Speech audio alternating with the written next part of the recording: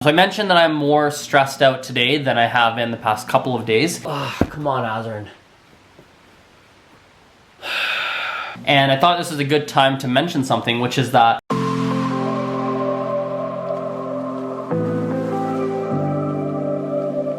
I'm feeling very nervous and a little bit stressed today for a couple of reasons.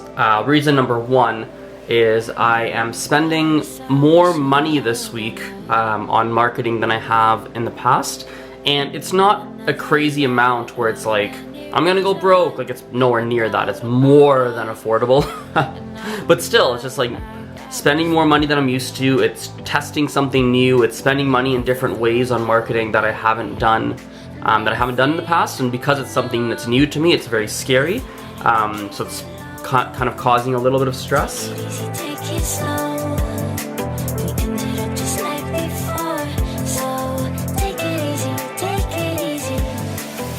Yay! One more student is now back. That is very exciting. This is not a brand new student per se, but rather a previous student who wasn't scheduled in for any more lessons, and now we got him back. So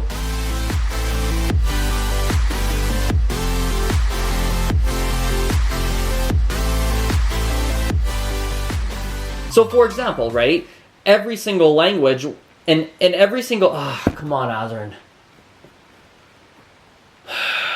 And today I want to talk about improving your accent in a language. Now, what's funny is that, well, not funny, but interesting is that most people, when they go to improve their accent in a language, their entire focus tends to go on pronunciation.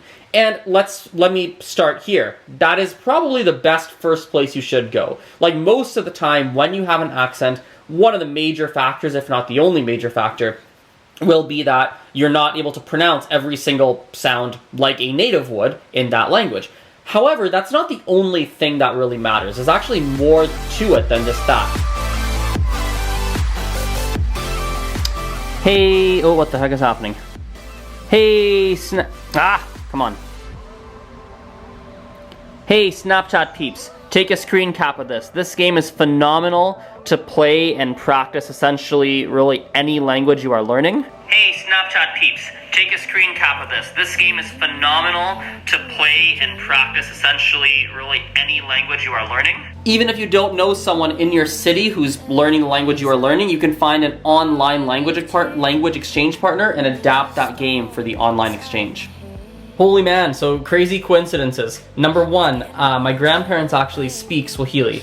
And the reason is that before, they used to live in Uganda when Swahili was still spoken in Uganda. Nowadays it's not spoken as much, but when Swahili was a major language in Uganda, my grandparents lived there, and so they speak it. I think it's a little bit rusty, but there was once upon a time they spoke it very, very fluently.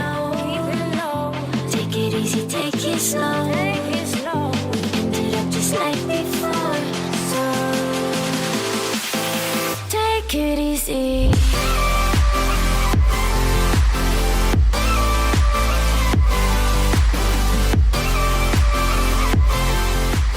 Last thing we'll say here before I end today's vlog and go home to do all my home tasks and everything is the following. So I realized that I have a bit of a luxury, and the luxury is that I often, if not always, speak the first language of my student. Meaning, if my student is learning Spanish from me, but their first language is English, I speak English. If they're learning English from me and their first language is Spanish or French or whatever, I speak that language. Even like Mandarin, I have a decent, okay enough level in Mandarin, right? So I have that luxury, and I realize that a lot of teachers don't always have that luxury. I think it was a bug on my nose, but I realize that a lot of teachers don't always have that luxury, and that actually makes it very challenging. Like today, I was teaching an English lesson, and my student was Chinese, and it was so convenient to be able to explain things like, hey, do you understand the difference between this and this, like, I didn't do versus I haven't done. Do you understand the difference? And I can just explain it in Chinese. It's so much easier versus having to know, like, where did I park? Oh yeah. Versus having to know, like, the exact grammar rules and, like, all that stuff. So it's just a luxury I noticed that I have, which also I've realized sometimes is maybe not phenomenal, because sometimes I don't necessarily know the exact grammatical, technical terms, because I can just explain it to you in your first language. and put it to you in those terms, but it's just something interesting I noticed. But anyway, hope you guys have a good night, good day, good afternoon, whatever time it is for you. I'm gonna go home now, and I have probably 2-3 hours of work left for me still, and then yeah, I'll wrap things up. All right, see you tomorrow. Bye.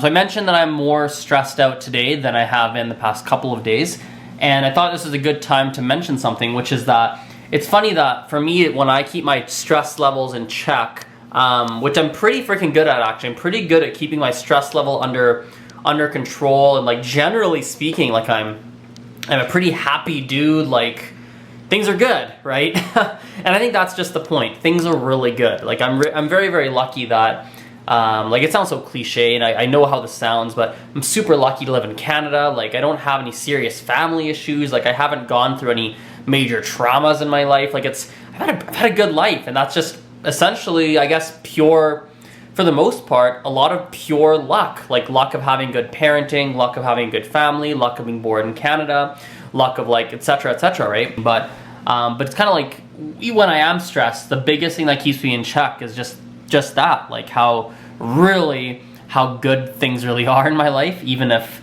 I am kind of stressed about little minute minuscule things.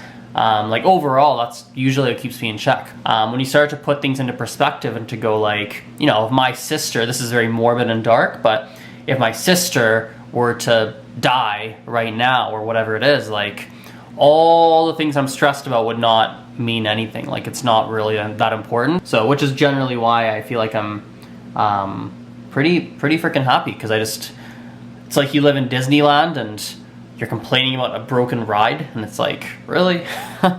You're in Disneyland. Anyway, it's a silly analogy, but still, it's just truth, right? It's just true.